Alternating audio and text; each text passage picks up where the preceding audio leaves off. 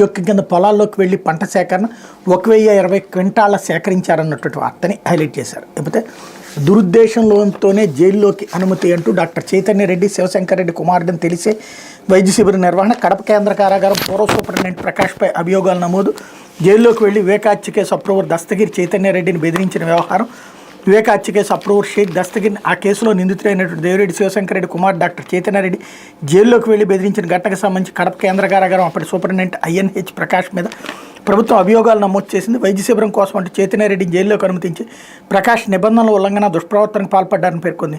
Kadapa RIMS GGHలో ప్రత్యేక నైపుణ్యం కలిగిన వైద్యులు అందుబాటులో ఉన్న ఖైదీలకు వైద్య పరీక్షల పేరిట చైతన్య రెడ్డి జైల్లోకి ప్రవేశించేందుకు దురుద్దేశపూరితంగా వీలు కల్పించి కారాగార పరిపాలనా నిబంధనల పద్ధతులను ఆయన ఉల్లంఘించారని పేర్కొంది. ప్రకాష్ ప్రస్తుతం నెల్లూరులోని AP state training academy for reformation services ప్రిన్సిపల్గా ఉన్నారు. చైతన్య రెడ్డి శివశంకర్ రెడ్డి కుమారుడని ప్రకాష్కి తెలుసు, అయినా దస్తగిరి అదే జైల్లో రిమాండ్లో ఉన్న సమయంలో చైతన్య రెడ్డిని లోపలికి అనుమతించారు అన్నటువంటి వార్తని హైలైట్ చేస్తూ బ్యారక్ల సందర్శన వీలు కల్పించి భద్రతాపరమైన ప్రోటోకాల్ ఉల్లంఘించారు కాబట్టి ఆయన మీద చర్య తీసుకోవాలన్నటువంటిది రెడీ అవుతున్నారన్నటువంటి వార్తని హైలైట్ చేశారు. లేకపోతే చెత్త పన్నుకు చెల్లుచీటి, నగరాలు పట్టణాల్లో వసూలు చేస్తున్న చెత్త పన్ను నుంచి ప్రజలకు విముక్తి లభించింది. 2024 డిసెంబర్